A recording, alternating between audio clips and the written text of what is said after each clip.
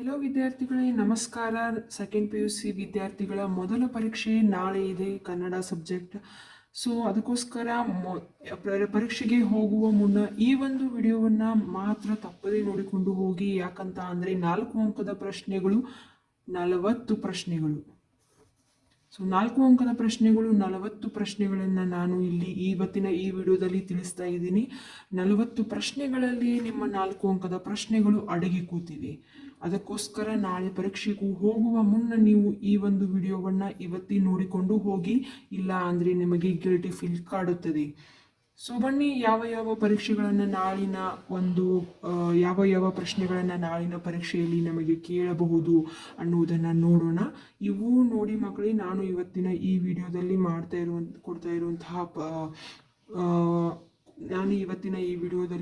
ಹೇಳ್ತಾ ಇರುವಂತಹ ಪ್ರಶ್ನೆಗಳು ವೆರಿ ಇಂಪಾರ್ಟೆಂಟ್ ಆಗಿದೆ. ಆ್ಯಸ್ ಪರ್ ಬ್ಲೂ ಪ್ರಿಂಟ್ ಪ್ರಕಾರ, ಹಾಗೆ ಫಿಕ್ಸ್ಡ್ ಕ್ವಶನ್ಸ್ ಅಂತ ಹೇಳ್ಬೋದು. ಸೊ ಯಾರೂ ಮಿಸ್ ಮಾಡದೆ ಈ ಪ್ರಶ್ನೆಗಳನ್ನು ಈಗಾಗಲೇ ನೀವು ಪ್ರಾಕ್ಟೀಸ್ ಮಾಡಿದ್ದರೂ ಕೂಡ ಓಕೆ. ಆದರೆ ಇನ್ನು ಯಾರು ಈ ಪ್ರಶ್ನೆಗಳಲ್ಲಿ ಯಾವುದಾದ್ರೂ ಪ್ರಶ್ನೆಯನ್ನು ಮಿಸ್ ಮಾಡಿದ್ದೀರಾ ನೋಡ್ಕೊಂಡ್ಬಿಡಿ. ಯಾವ ಒಂದು ಪ್ರಶ್ನೆಯನ್ನು ಕೂಡ ಮಿಸ್ ಮಾಡಬೇಡಿ. 40 ಪ್ರಶ್ನೆಗಳನ್ನು ಇವತ್ತೇ ನೈಟ್ ಕೂತ್ಕೊಂಡು ಪ್ರಿಪೇರ್ ಆಗಿಬಿಟ್ಟು ಹೋಗಿ. ನಾಳೆ ನಿಮಗೆ 4 ಅಂಕದ ಪ್ರಶ್ನೆಗಳು ತುಂಬ ಸುಲಭವಾಗಿ ನೀವು ಅದನ್ನು ಸಾಲ್ವ್ ಮಾಡ್ಬೋದು. ಸೊ ಬನ್ನಿ, ಮೊದಲನೇ ಪ್ರಶ್ನೆ ಯಾವುದಂತ ನೋಡೋಣ.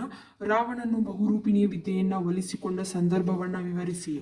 ಹಾಗೆ ಪ್ರಮದವನದಲ್ಲಿ ರಾವಣ ಸೀತೆಯರ ನಡುವೆ ನಡೆದ ಸಂಭಾಷಣೆಯನ್ನು ವಿವರಿಸಿ. ರಾವಣನ ಮನ ಪರಿವರ್ತನೆಯ ಸಂದರ್ಭವನ್ನು ಕವಿ ಹೇಗೆ ಚಿತ್ರೀಕರಿಸಿದ್ದಾನೆ.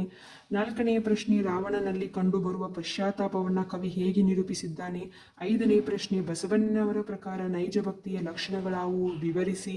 6ನೆಯ ಪ್ರಶ್ನೆ, ಶಿವಪಥವನ್ನರಿಯದವನ ಭಕ್ತಿ ನಿರರ್ಥಕವೆಂಬುದನ್ನು ಬಸವಣ್ಣನವರು ಯಾವ ಉದಾಹರಣೆಗಳ ಮೂಲಕ ವಿವರಿಸಿದ್ದಾರೆ. 7ನೆಯ ಪ್ರಶ್ನೆ, ರಕ್ಷಿಸಬೇಕಾದವರೇ ಭಕ್ಷಕರಾದರೆ ಬದಗುವ ವಿಘಟನೆಯನ್ನು ಬಸವಣ್ಣನವರು ಹೇಗೆ ಚಿತ್ರೀಕರಿಸಿದ್ದಾರೆ. ಹಾಗೆ 8ನೆಯ ಪ್ರಶ್ನೆ, ಮಂಗಳಲಿಂಗದ ಮಹತ್ವವನ್ನು ಹೇಗೆ ವಿವರಿಸಲಾಗಿದೆ. 9ನೇ ಪ್ರಶ್ನೆ, ಗುರು ಲಘುವರ್ತನದಲ್ಲಿ ವರ್ತಿಸಬಾರದೇಕೆ ವಿವರಿಸಿ. 10ನೇ ಪ್ರಶ್ನೆ, ತನಗೊದಗಿದ ಸಂಕಟವನ್ನು ಹೇಳಿಕೊಳ್ಳುವ ದ್ರೌಪದಿಯ ಸ್ವಗತದ ನುಡಿಗಳಾವುವು.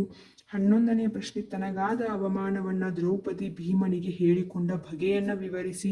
ಇದು ಕೂಡ ತುಂಬ ಇಂಪಾರ್ಟೆಂಟ್ ಆಗಿರುವಂತಹ ಪ್ರಶ್ನೆ ಮಕ್ಕಳು, ಕೇಳುವಂಥ ಚಾನ್ಸಸ್ ತುಂಬ ಇದೆ, ನೋಡ್ಕೊಂಡ್ಬಿಡಿ. 12ನೇ ಪ್ರಶ್ನೆ, ಭೀಮನು ದ್ರೌಪದಿಯನ್ನು ಹೇಗೆ ಸಂತೈಸಿದನು ವಿವರಿಸಿ. 13ನೇ ಪ್ರಶ್ನೆ, ದ್ರೌಪದಿ ಅವಮಾನಕ್ಕೊಳಗಾದ 3 ಪ್ರಸಂಗಗಳನ್ನು ವಿವರಿಸಿ. 14ನೆಯ ಪ್ರಶ್ನೆ, ಮುಂಬೈ ಜಾತಕದಲ್ಲಿ ಮಕ್ಕಳ ಬಾಲ್ಯದ ಚಿತ್ರಣ ಹೇಗೆ ನಿರೂಪಿತವಾಗಿದೆ. 15ನೇ ಪ್ರಶ್ನೆ, ತಂದೆ ತಾಯಿಗಳು ಮಗುವಿಗೆ ಗೋಚರಿಸುವ ಬಗೆಯನ್ನು ವಿವರಿಸಿ. 17ನೇ ಪ್ರಶ್ನೆ, ನಗರ ಜೀವನದ ಯಾಂತ್ರಿಕ ವಿವರಗಳು ಕವಿತೆಯಲ್ಲಿ ಹೇಗೆ ಚಿತ್ರೀಕರಣಗೊಂಡಿವೆ ವಿವರಿಸಿ. 18ನೇ ಪ್ರಶ್ನೆ, ಸಿಂಹಬಾಲದ ಕೋತಿಗಳು ಮತ್ತು ಹಾಡು ಹಕ್ಕಿಗಳಿಗಾದ ಅನಾನುಕೂಲಗಳಾವುವು ವಿವರಿಸಿ. ಕ್ಷಮಿಸಿ, ವಿಡಿಯೋ ತುಂಬ ಸ್ಪೀಡ್ ಆಗ್ತಾ ಇದೆ, ಬಟ್ ಅತಿ ವೇಗವಾಗಿ ನಿಮಗೆ ಎಲ್ಲ ಒಂದು ಪ್ರಶ್ನೋತ್ತರಗಳನ್ನು ನಾನು ಇವತ್ತಿನ ಈ ವಿಡಿಯೋದಲ್ಲಿ ಹೇಳಲೇಬೇಕು. ಯಾಕಂತ ಅಂದರೆ ಇನ್ನೂ ಸಮಯವಿಲ್ಲ, ಸಮಯ ತುಂಬ ಕಡಿಮೆ ಇದೆ, ಅದಕ್ಕೋಸ್ಕರ. ಬನ್ನಿ ಮುಂದಿನ ಪ್ರಶ್ನೆ ನೋಡೋಣ. 19ನೇ ಪ್ರಶ್ನೆ, ವಾಲ್ಪರೆಗೆ ಬಂದ ಮಾರ್ಕ್ ಅಲ್ಲಿ ಹೇಗೆ ನೆಲೆಯೂರಿದ ವಿವರಿಸಿ. 20ನೆಯ ಪ್ರಶ್ನೆ, ಬ್ರಿಟಿಷರು ಬರುವ ಮೊದಲು ವಾಲ್ಪರೆ ಹೇಗಿತ್ತು. 21ನೆಯ ಪ್ರಶ್ನೆ, ಅಂತಾರಾಷ್ಟ್ರೀಯ ವಿದ್ಯಮಾನಗಳಿಂದಾಗಿ ವಾಲ್ಪರೆ ಒದಗಿದ ಸಮಸ್ಯೆಗಳೇನು. 22ನೆಯ ಪ್ರಶ್ನೆ, ಮುಸುರೆ ಪಾತ್ರೆಗಳು ನೀರು ಪಾಲಾದದ್ದು ಹೇಗೆ, ಅವುಗಳನ್ನು ಮೇಲೆತ್ತಲು ಮಾಡಿದ ಪ್ರಯತ್ನಗಳೇನು. 23ನೆಯ ಪ್ರಶ್ನೆ, ಧನಿ ಹಾಗೂ ಹೊಳೆಯ ನಡುವಿನ ಸಮರವನ್ನು ಚಿತ್ರಿಸಿ.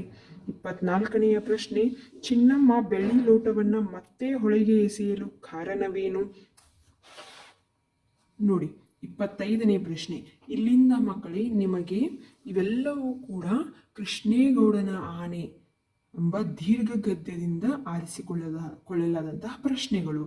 ಯಾಕಂತ ಅಂದರೆ ನಿಮಗೆ ದೀರ್ಘ ಗದ್ಯದಲ್ಲಿ, ಕೃಷ್ಣೇಗೌಡನ ಆನೆ ಎಂಬ ದೀರ್ಘ ಗದ್ಯದಲ್ಲಿ ನಿಮಗೆ 25 ಅಂಕಗಳಿವೆ, ಹಾಗೂ 4 ಅಂಕದ 2 ಪ್ರಶ್ನೆಗಳು ನಿಮಗೆ ಆ ಒಂದು ಪಾಠದಿಂದ ಬರುತ್ತದೆ. ಅದಕ್ಕೋಸ್ಕರ ಮಕ್ಕಳೇ ಇವಷ್ಟನ್ನು ಮಾತ್ರ ಮಾಡಿ ಸಾಕು. ನಿಮಗೆ ಇವಷ್ಟು ಪ್ರಶ್ನೆಯಲ್ಲಿ ಇಡೀ ಒಂದು ದೀರ್ಘ ಗದ್ಯವನ್ನು ಓದಲು ಸಾಧ್ಯವಾಗದಿದ್ದರೂ ಕೂಡ ಇವಷ್ಟು ಪ್ರಶ್ನೆಗಳನ್ನು ಪ್ರಿಪೇರ್ ಆಗಿಬಿಟ್ಟು ಹೋಗಿ. ನಾಳಿನ ಎಕ್ಸಾಮ್ದಲ್ಲಿ ನೀವು ಈಸಿಯಾಗಿ 4 ಅಂಕದ ಪ್ರಶ್ನೆಗಳನ್ನು ಉತ್ತರವನ್ನು ಬರಿಬೋದು. ಬನ್ನಿ 25ನೇ ಪ್ರಶ್ನೆ, ದುರ್ಗಪ್ಪ ನಿರೂಪಕರ ಬಳಿಗೆ ಬಂದ ಸಂದರ್ಭವನ್ನು ವಿವರಿಸಿ. 26ನೆಯ ಪ್ರಶ್ನೆ, ನಿರೂಪಕರು ಕೊಡಲಿ ವಸೂಲಿ ಮಾಡಲು ಹೋಗಲಿಲ್ಲವೇಕೆ ವಿವರಿಸಿ. 27ನೆಯ ಪ್ರಶ್ನೆ, ದುರ್ಗಪ್ಪನಿಗೆ ಲೈನ್ಮ್ಯಾನ್ ಕೆಲಸ ರೋಸಿ ಹೋಗಲು ಕಾರಣವೇನು. 28ನೆಯ ಪ್ರಶ್ನೆ, ನಿದ್ರೆ ಮಂಪರಿನಲ್ಲಿದ್ದ ಡ್ರೈವರ್ ಪರಂಧಾಮಕ್ಕೆ ಹೋದ ಸಂದರ್ಭವನ್ನು ವಿವರಿಸಿ. 29ನೆಯ ಪ್ರಶ್ನೆ, ಕೃಷ್ಣೇಗೌಡರ ಆನೆ ಹುಟ್ಟಿ ಬೆಳೆದ ಬಗೆಯನ್ನು ವಿವರಿಸಿ. ಅದು ಪೇಟೆಯಲ್ಲಿ ಏನು ಮಾಡುತ್ತಿತ್ತು. 30ನೇ ಪ್ರಶ್ನೆ, ಆನೆಯನ್ನ ಮತ್ತು ಮಾವುತ ವೇಲಾಯುಧನನ್ನ ಸಾಗು ಹಾಕಲು ಮಠದವರು ಹವಣಿಸಿದ್ದೇಕೆ. 31ನೆಯ ಪ್ರಶ್ನೆ, ಎಲ್ಲರ ನಿರೀಕ್ಷೆ ಸುಳ್ಳಾಗುವಂತೆ ಕೃಷ್ಣೇಗೌಡ ಆನೆಯನ್ನ ಹೇಗೆ ಸಾಕಿದನು. 31ನೆಯ ಪ್ರಶ್ನೆ, ಎಲ್ಲರ ನಿರೀಕ್ಷೆ ಸುಳ್ಳಾಗುವಂತೆ ಕೃಷ್ಣೇಗೌಡ ಆನೆಯನ್ನ ಹೇಗೆ ಸಾಗು ಹಾಕಿದನು. 32ನೆಯ ಪ್ರಶ್ನೆ, ಅರಣ್ಯ ಇಲಾಖೆಯ ಶತ್ರುಗಳ ಕಾರ್ಯಭಾರವನ್ನ ನಾಗರಾಜ್ ವಿವರಿಸಿದ್ದು ಹೇಗೆ. 33ನೆಯ ಪ್ರಶ್ನೆ, ಡ್ರೈವರ್ ಸಾವಿನ ಸುದ್ದಿಯನ್ನ ಶಿವೇಗೌಡ ಮತ್ತಿತರರು ಹೇಗೆ ಮುಚ್ಚಿ ಹಾಕಿದರು. 34ನೆಯ ಪ್ರಶ್ನೆ, ಬೀದಿ ನಾಯಿಗಳ ನಿವಾರಣೆಗೆ ಖಾನ್ ಸಾಹೇಬರು ತೆಗೆದುಕೊಂಡಿದ್ದ ಕ್ರಮಗಳಾವುವು. 35ನೇ ಪ್ರಶ್ನೆ, ಟೆಲಿಫೋನ್ ಲೈನ್ಮನ್ ತಿಪ್ಪಣ್ಣನ ಸಾವು ಹೇಗಾಯಿತು ಎಂಬುದನ್ನು ನಿಮ್ಮ ಮಾತುಗಳಲ್ಲಿ ಸಂಕ್ಷಿಪ್ತವಾಗಿ ಬರೆಯಿರಿ. 36ನೆಯ ಪ್ರಶ್ನೆ, ನಾಗರಾಜನ ನಿಗೂಢ ಸಾವಿನ ಬಗ್ಗೆ ಜನರ ಅಭಿಪ್ರಾಯಗಳೇನು. 37ನೆಯ ಪ್ರಶ್ನೆ, ವೇಲಾಯುಧನ ಹೆಂಡತಿಗೆ ಆನೆಯ ಬಗ್ಗೆ ಸವತಿ ಮಾತ್ಸರ್ಯ ಮೂಡಲು ಕಾರಣಗಳೇನು. 38ನೆಯ ಪ್ರಶ್ನೆ, ತನ್ನ ಆನೆಯ ಬಗ್ಗೆ ಕೃಷ್ಣೇಗೌಡನಲ್ಲಿ ಬೇಸರ ಮೂಡಲು ಕಾರಣಗಳೇನು. 39ನೆಯ ಪ್ರಶ್ನೆ, ಆನೆ ಒಮ್ಮೆ ರಹಮಾನನ ಅಂಗಡಿ ಬೀಳಿಸಿದ ಸಂದರ್ಭವನ್ನು ವಿವರಿಸಿ. 40ನೆಯ ಪ್ರಶ್ನೆ, ಡ್ರೈವರ್ ಅಬ್ಬಾಸ್ ಮತ್ತು ಕ್ಲೀನರ್ ಕೃಷ್ಣನ ಸಾವಿಗೆ ಕೃಷ್ಣೇಗೌಡರ ಆನೆ ಕಾರಣವೇ ವಿವರಿಸಿ. ನೋಡಿ, ಇವಷ್ಟು 40 ಪ್ರಶ್ನೆಗಳನ್ನು ನೀವು ಈ ಒಂದು ರಾತ್ರಿಯಲ್ಲಿ ಪ್ರಿಪೇರ್ ಆಗಿ ಹೋದರೆ ನಾಳಿನ ಒಂದು ಎಕ್ಸಾಮ್ದಲ್ಲಿ ನೀವು 4 ಅಂಕದ ಪ್ರಶ್ನೆಗಳನ್ನು ಈಸಿಯಾಗಿ ನೀವು ಸಾಲ್ವ್ ಮಾಡ್ಬೋದು. ಸೊ ಈಗಲೇ ಈ ಒಂದು 40 ಪ್ರಶ್ನೆಗಳಿಗೆ ನೀವು ಪ್ರಿಪೇರ್ ಆಗಿ. ಹಾಗೆ ಈ ವಿಡಿಯೋ ಇಷ್ಟ ಆಗಿದ್ದರೆ ಲೈಕ್ ಮಾಡಿ, ಶೇರ್ ಮಾಡಿ, ಕಮೆಂಟ್ ಮಾಡಿ, ಹಾಗೆ ಚಾನಲ್ನ ಸಬ್ಸ್ಕ್ರೈಬ್ ಮಾಡ್ಕೊಳ್ಳೋದನ್ನು ಮಾತ್ರ ಮರಿಬೇಡಿ. Thank you.